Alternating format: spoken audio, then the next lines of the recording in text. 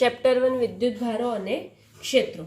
ઉદાહરણ નંબર 7 આકૃતિમાં દર્શાવ્યા મુજબ ક્યુ ક્યુ અને માઇનસ ક્યુ વિદ્યુત ભારોને સમબાજુ ત્રિકોણના શિરોબિંદુઓ પર મૂકવામાં આવે છે. દરેક વિદ્યુત ભાર પર કેટલું બળ લાગશે? આ દરેક વિદ્યુત ભાર જે છે એના ઉપર કેટલું બળ લાગશે તે આપણે શોધવાનું છે. હવે આ આકૃતિ સમબાજુ ત્રિકોણની છે, એનો મતલબ કે બધાની વચ્ચેની જે અંતર છે, એ થી સી નું અંતર, બી થી સી નું અંતર ને એ થી બી નું અંતર બધું કેવું હશે? સમાન હશે. માટે હું અહીંયા ધારી લઉં છું કે તેમની વચ્ચેનું અંતર કેટલું છે? એલ જેટલું છે. અને અહીંયા આપણને ક્યુ અને માઇનસ ક્યુ વિદ્યુત ભાર આપેલા છે, એટલે કે અહીંયા લઈ લઈએ કે Q1 બરાબર ક્યુ, અહીં લઈ લઈએ Q2 બરાબર ક્યુ, અને અહીંયા શું લઈ લેશો? તો Q3 બરાબર માઇનસ ક્યુ. આ રીતે આપણે 3 વિદ્યુત ભાર લઈ લીધા. ABC ત્રિકોણ છે આપણી પાસે, બરાબર. હવે આપણે શું જોવાનું છે? તો કે જે વિદ્યુત ભાર છે એ દરેક વિદ્યુત ભાર પર કેટલું બળ લાગશે તે શોધવાનું છે, અને તેનું પછી પરિણામી બળ શોધીશું. તો સૌથી પહેલા જે બળ લાગે, કુલંબ બળ, એનું સૂત્ર આપણે જાણીએ છીએ. શું આવે તેનું સૂત્ર? તો F બરાબર KQ² અપોન R² થાય છે. ઓકે, હવે આપણે જોઈએ તો અહીંયા એ બિંદુ પર લાગતું બળ કોના લીધે લાગશે? આના લીધે અહીંયા લાગશે ને આના લીધે અહીંયા લાગશે. એ બંનેના લીધે જે બળ લાગશે, તો અહીંયા એ પર લાગતું બળ કોના લીધે? બીના લીધે. એ કઈ દિશામાં હશે? તો બંને ક્યુ વિદ્યુત ભાર છે એટલે અપાકર્ષણ થાય, માટે કઈ દિશા હશે? તેનાથી દૂર જતી દિશામાં. અહીંયા શું નામ આપશો તમે? આપણે અહીંયા થોડુંક નીચે આપી દઈએ એટલે આપણને જગ્યા વ્યવસ્થિત મળી રહે. આને શું નામ આપશો? FAB, બરાબર. તેવી જ રીતે A અને C આ બંને વિદ્યુત ભારો જે છે, તો આના લીધે આના પર લાગતું બળ એ કઈ બાજુ આવશે? તો તેના તરફ જતી દિશામાં, કારણ કે તેમની વચ્ચે શું થાય છે? આકર્ષણ થાય છે. માટે અહીંયા શું લખશો? FAC, C ના લીધે એ પર લાગતું બળ, બરાબર. તેવી જ રીતે બી માટે જોઈએ તો બી માટે જોવા જઈએ તો બી પર લાગતું બળ એના લીધે પણ હશે અને સી ના લીધે પણ હશે. તો એના લીધે જે લાગતું બળ હશે એ ક્યાં બાજુ હશે? તો બહાર જતી દિશામાં, કેમ કે એમની વચ્ચે શું થાય છે? અપાકર્ષણ થાય છે. માટે અહીં શું લખશો? FBA. તેવી જ રીતે સી ના લીધે બી પર લાગતું બળ ક્યાં હશે? તો સી તરફ જતી દિશામાં, કેમ કે તેમની વચ્ચે શું થાય છે? આકર્ષણ થાય છે. માટે તો અહીં શું લખશો મિત્રો? FBC. ઓકે, અને હવે બાકી કોણ રહ્યો? તો સી. સી પર લાગતું બળ કોના લીધે હશે? એના લીધે હશે અને બીના લીધે હશે. બંનેમાં બળ કેવું હશે? આકર્ષી કે અપાકર્ષી પ્રકારનું? તો આકર્ષી પ્રકારનું હશે. કેમ આકર્ષી પ્રકારનું હશે? કેમ કે એક ધન વિદ્યુત ભાર છે, એક ઋણ વિદ્યુત ભાર છે. માટે તો અહીંયા સી પર લાગતું બળ એના લીધે કેટલું લખી શકાય? FCA. તેવી જ રીતે સી પર લાગતું બળ બીના લીધે શું લખશો? FBA લખીએ. એ પણ આ બાજુ તરફની દિશામાં હશે. આપણે લીટો બતાવ્યો છે. હવે સમબાજુ ત્રિકોણ છે તો દરેક ખૂણા તેના કેટલા ડિગ્રીના હશે? 60 ડિગ્રીના હશે, બરાબર. તો આપણે પરિણામી બળ, આ તો એ બીના લીધે એ પર લાગતું અને સીના લીધે એ પર લાગતું બળ છે, તો આપણે પરિણામી બળ શોધીએ તો પરિણામી બળ કેટલું થાય? FA જેટલું થાય. તેવી જ રીતે અહીંયા પરિણામી બળ કેટલું થશે? તેમની વચ્ચે FB જેટલું, અને અહીંયા પરિણામી બળ કેટલું હશે? FC જેટલું થશે, બરાબર. તો આપણે છેલ્લે FA, FB અને FC શોધવાનું રહેશે. તો આપણે લખીએ અહીંયા કે એ પર લાગતું બળ FQ બરાબર 1/4πε0. આપણે સૂત્ર ઉપર લખી જ દીધું છે, બરાબર ને? 1/4πε0. એ પર લાગતું બળ આપણે AB માટે લઈ લઈએ તો Q × Q થાય અપોન R², એટલે FQ બરાબર 1/4πε0 Q અપોન R² થયું. હવે નેક્સ્ટ આપણે દિશા જોવી પડશે. આર સ્ક્વેર એટલે કે આ બંને વચ્ચેનું આ બંને વચ્ચેનું અંતર, આ બે વિદ્યુતભાર લીધા છે ને Q1 અને Q2 માટે એ બંને વચ્ચેનું અંતર, તો અંતર કેટલું છે? આપણે L સ્ક્વેર લીધું છે, તો તમે લખી શકો કે છેદમાં L સ્ક્વેર આવશે. બરાબર, છેદમાં શું આવશે? L square. એટલે એના બરાબર લખીએ આપણે કે 1/4πε0 Q square upon L square. દિશા કઈ આવશે? તો દિશા બી થી એ તરફની, આ બાજુ બળ લાગે છે માટે બી થી એ તરફની દિશા છે, બી એ દિશા, એવું લખી દઈએ આપણે કાઉન્સમાં, એટલે ખ્યાલ આવી જાય. એવી જ રીતે -Q વિદ્યુત ભાર પર લાગતું બળ, એટલે કે આ વિદ્યુત ભારના લીધે આના પર લાગતું બળ તમે શું લખશો? તો F - Q બરાબર 1/4πε0 Q ઇન્ટુ Q. એક -Q છે પરંતુ બંને આકર્ષી પ્રકારના છે એટલે માઇનસની નિશાની આપણે કાઢી દીધી. Q ઇન્ટુ Q અપોન શું કરશો? L square. તેથી 1/4πε0 Q square upon L square. દિશા શું લખશો? દિશા શું બતાવશો? તો C થી એ તરફની દિશા છે માટે C એ દિશા.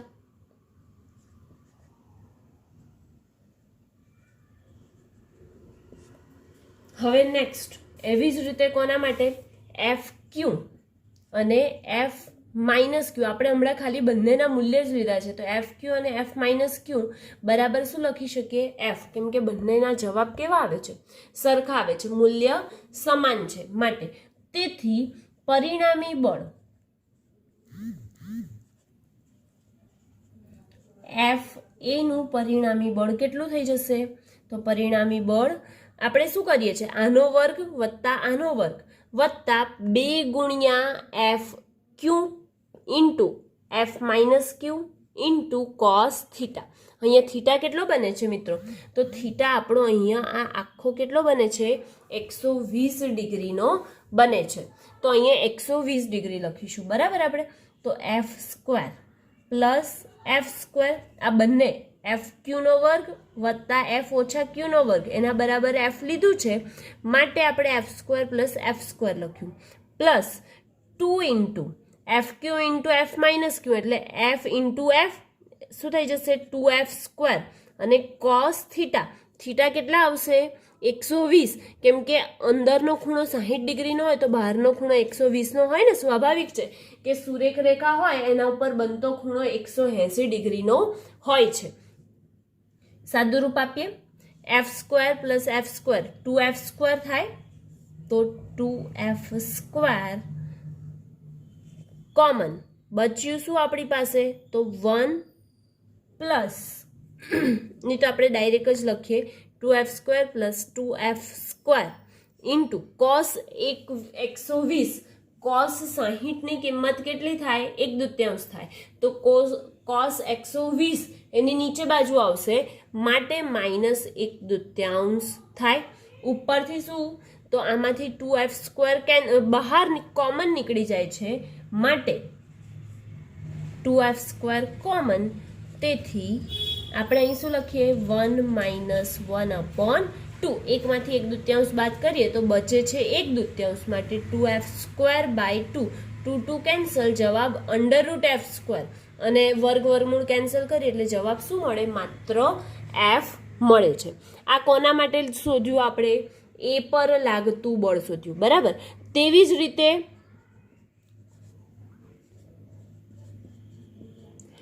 B પર લાગતું બળ શોધી શકાય કે ના શોધી શકાય? શોધી શકાય. કેવી રીતે? તો અહીંયા B પર લાગતા બળ માટે પણ અહીંયા Q વિદ્યુત ભાર છે અને અહીંયા -Q વિદ્યુત ભાર છે, તો આવી જ રીતે કરવું પડશે. Q માટે અને -Q માટે બંનેના જવાબ કેવા આવશે? સરખા, પરંતુ દિશા અહીં શું આવશે? અહીંયા દિશા A થી B તરફની આવશે, જ્યારે અહીંયા દિશા B થી C તરફની આવશે. ખાલી દિશામાં ફેરફાર થશે, બાકી મૂલ્ય કેવા આવશે? સરખા. માટે આપણે લખી શકીએ કે તેવી જ રીતે B પર લાગતું બળ તે A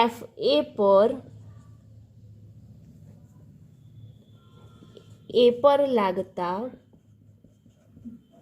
બળ જેટલું થાય. આ સાદુરૂપ તમારે જાતે આપવાનું રહેશે. આટલું આવું સેમ વસ્તુ કોના માટે કરવાની છે?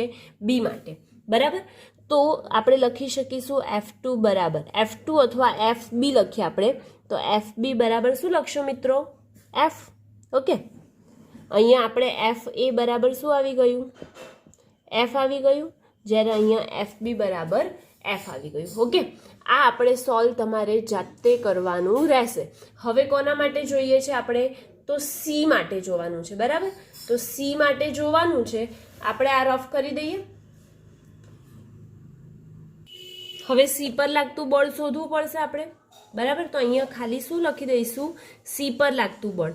પરંતુ આ જે સી પર લાગતું બળ છે એ માઇનસ ક્યુ વિદ્યુતભાર છે એટલે કે એનામાં થોડોક શું આવશે? ચેન્જ આવશે એ અને બી કરતા. તો જોઈએ આપણે શું આવે છે.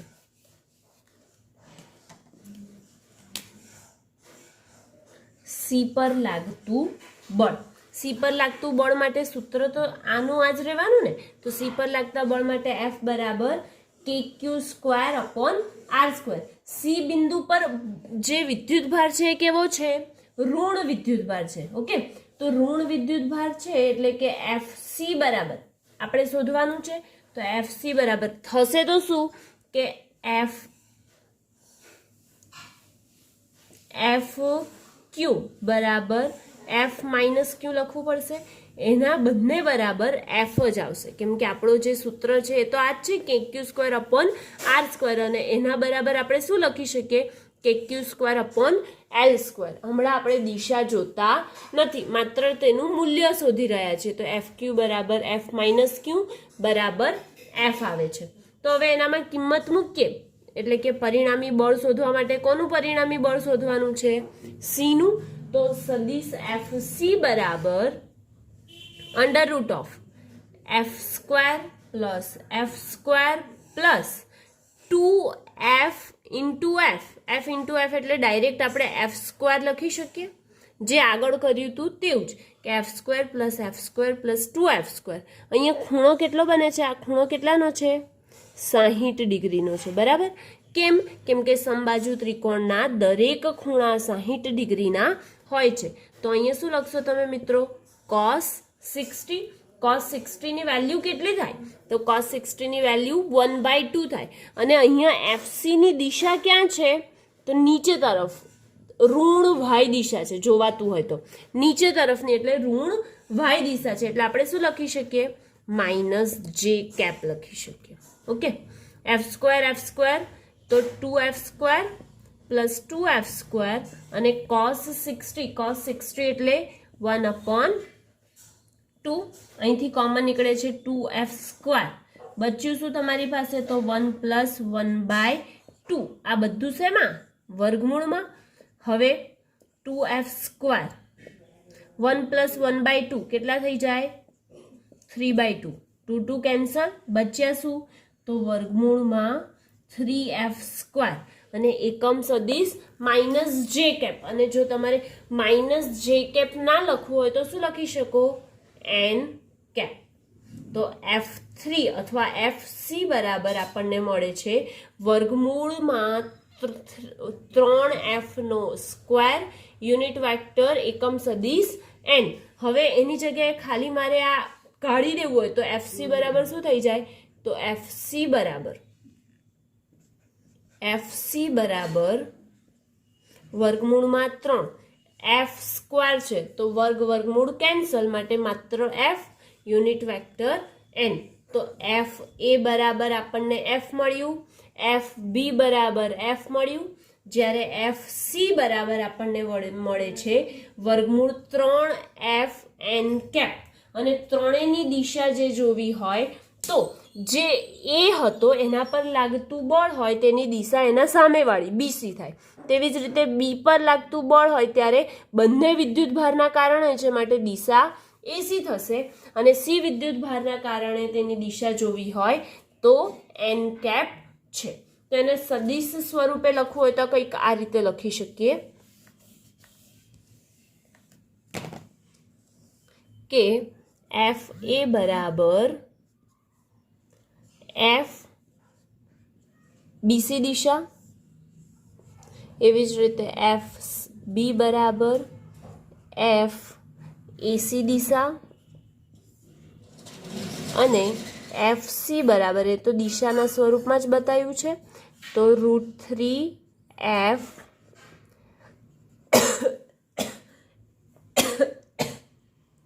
એન કેપ થાય. ઓકે, આ ક્વેશ્ચન 7 જે છે એ અહીંયા કમ્પ્લીટ થાય છે. હવે નેક્સ્ટ ઉદાહરણ નંબર 8. પ્રશ્ન એવો છે ઉદાહરણ 8નો, એક ઇલેક્ટ્રોન 2×10⁴ ન્યૂટન પર કુલંબના નિયમિત વિદ્યુત ક્ષેત્રમાં 1.5 સેન્ટીમીટર જેટલા અંતરનું પતન પામે છે.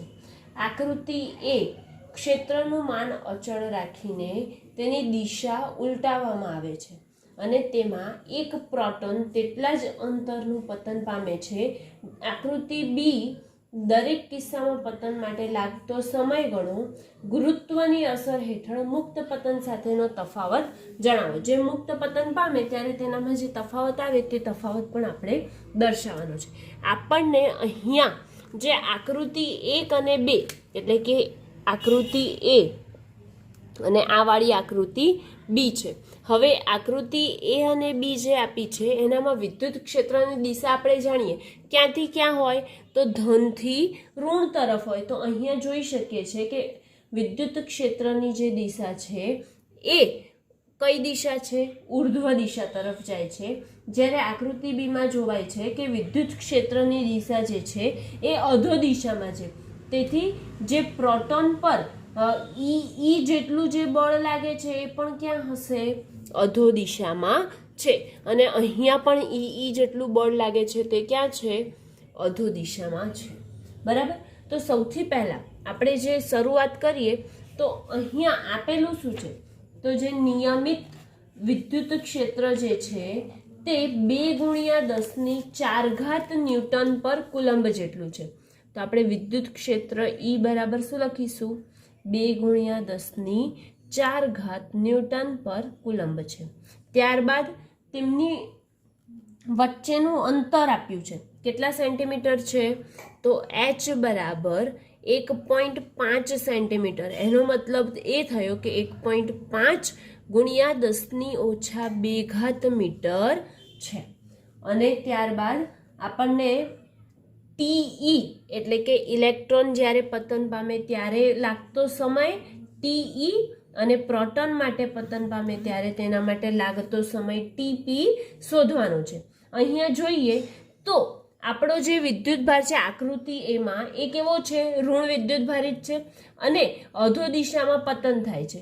અને વિદ્યુત ક્ષેત્ર કઈ દિશામાં છે? તો ઉપર તરફ જતી દિશામાં એટલે કે ઉર્ધ્વ દિશામાં છે. તો આપણે અહીંયા લખીએ કે ઋણ વિદ્યુતભારિત ઇલેક્ટ્રોન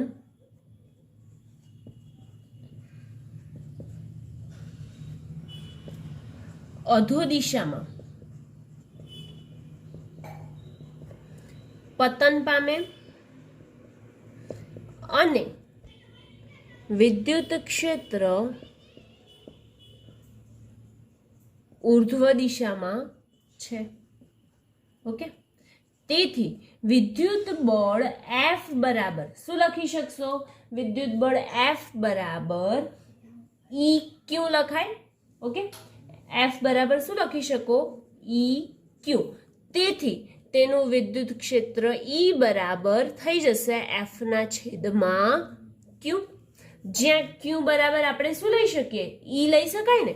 માટે આપણે લખીશું કે જ્યાં Q બરાબર E છે. તેથી F બરાબર E એટલે આ વિદ્યુત ભાર ચાર્જ અને E એટલે વિદ્યુત ક્ષેત્ર. બરાબર. હવે F બરાબર E છે અને જ્યારે ન્યૂટનની ગતિના નિયમ મુજબ F બરાબર આપણે શું લખતા હોઈએ છીએ? ma એટલે કે માસ ઓફ ઇલેક્ટ્રોન થશે. માસ જ થાય ને, m એટલે દળ. દળ કોનું? ઇલેક્ટ્રોનનું. કેમ કે અહીંયા ઇલેક્ટ્રોન પતન પામે છે, અહીંયા પ્રોટોન પામે છે. બરાબર.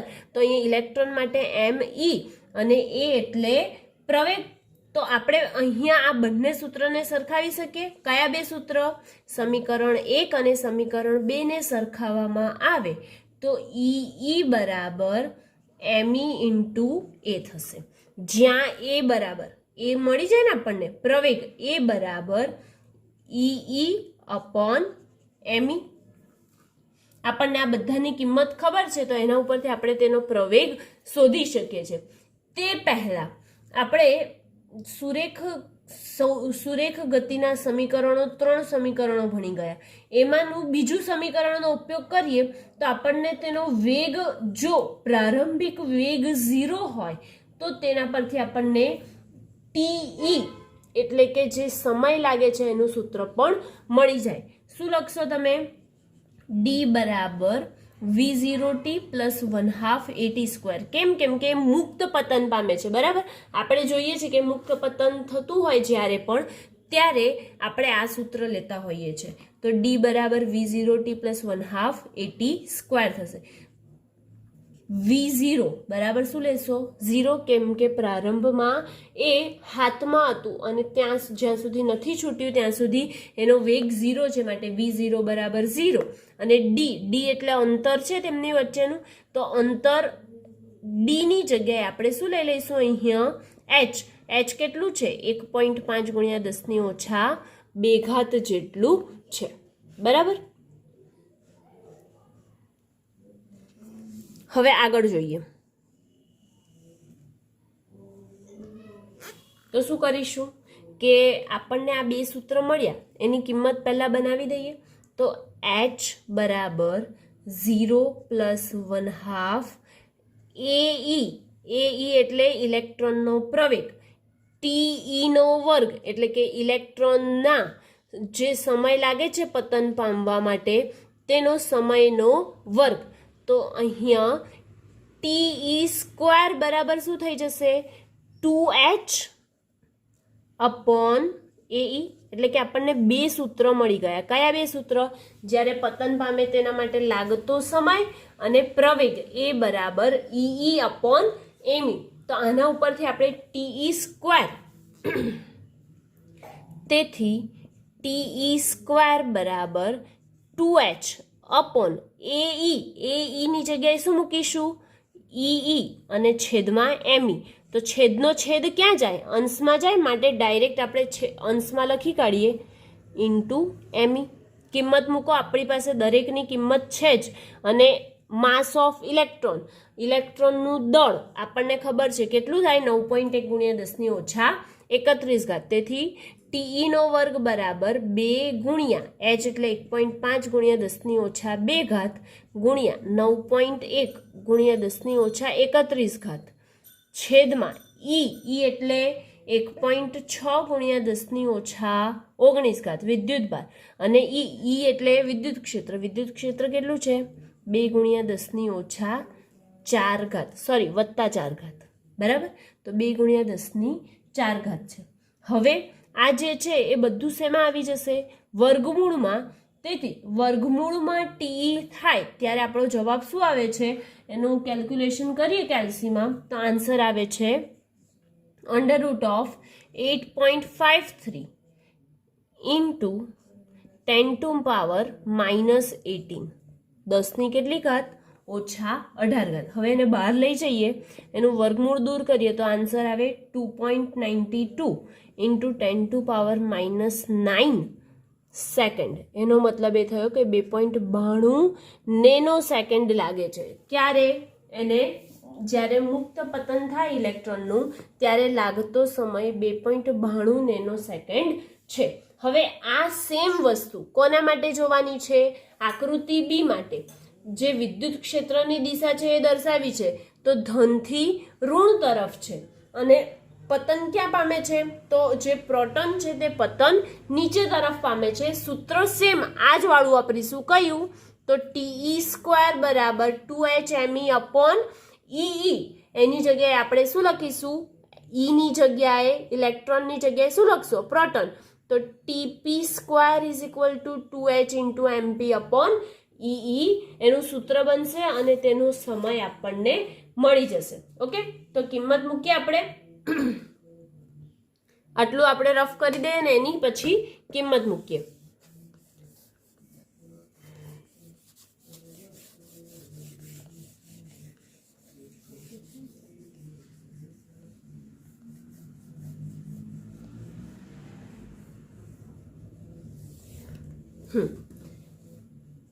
શું પહેલા ટીપી સ્ક્વેર બરાબર 2h MP અપોન ઈ કિંમત મૂકો 2 ગુણ્યા h કેટલા છે તો 1.5 ગુણ્યા 10⁻²⁰ ગુણ્યા MP એટલે માસ ઓફ પ્રોટોન 1.67 × 10⁻⁻27 છેદમાં 1.6 ગુણ્યા 10⁻⁻19 અને ઈ કેટલા છે આપણા તો 2 ગુણ્યા 10⁻⁴ છે. સાદું રૂપ આપીએ અને વર્ગ દૂર કરીએ એટલે અહીંયા શું આવી જશે વર્ગમૂળ. તો ડાયરેક્ટ વર્ગમૂળમાં આપણે જે જવાબ આવે એનું વર્ગમૂળ કાઢી લઈશું કે 2 ગુણ્યા 1.5 ગુણ્યા 1.67 ભાગ્યા 1.6 ભાગ્યા 2 એટલે એનો જે જવાબ આવે એનું વર્ગમૂળ કાઢીએ છીએ તો જવાબ આવશે 1.261 ગુણ્યા ઘાત લખશો તમે તો 10⁻⁷ સેકન્ડ આવી. આ કોના માટે આવ્યો જવાબ? કોના માટે જવાબ આવ્યો તો પ્રોટોન જ્યારે છે પતન કરે છે અધો દિશામાં તેના માટેનો જવાબ આવ્યો 1.261 ગુણ્યા 10⁻⁷ સેકન્ડ આપણો જવાબ આવે છે. અને એના માટે જ જો પ્રવેગ શોધવાનો હોય તો પ્રવેગ માટે શું કરશો એપી બરાબર ઈ અપોન MP થાય બરાબર. ઈ એટલે કે 1.6 ગુણ્યા 10⁻⁻19 ગુણ્યા ઈ એટલે વિદ્યુત ક્ષેત્ર કેટલું છે 2 ગુણ્યા 10⁻⁴ ભાગ્યા MP એટલે માસ ઓફ પ્રોટોન 1.67 × 10⁻⁻27 થાય. હવે આનો ભાગાકાર કરીએ તો જવાબ એપ્રોક્સિમેટલી આવે છે 1.9 ગુણ્યા 10⁻12 મીટર/સેકન્ડ². ઓકે, કેમ કે પ્રવેગ છે પ્રવેગનો એકમ શું થાય 1.9 ગુણ્યા 10⁻12 મીટર/સેકન્ડ². એકમ મીટર/સેકન્ડ² આવશે. આપણને કીધું હતું કે બંને માટે લાગતો સમયગાળો છે એ આપણે શોધવાનું છે અને ગુરુત્વની અસર હેઠળ મુક્ત પતન પામે ત્યારે તેનો તફાવત કેટલો છે તો આપણે એનો પ્રવેગ શોધીએ 1.9 ગુણ્યા 10⁻12 મીટર/સેકન્ડ². અહીંયા ઉદાહરણ નંબર 8 કમ્પ્લીટ થાય છે.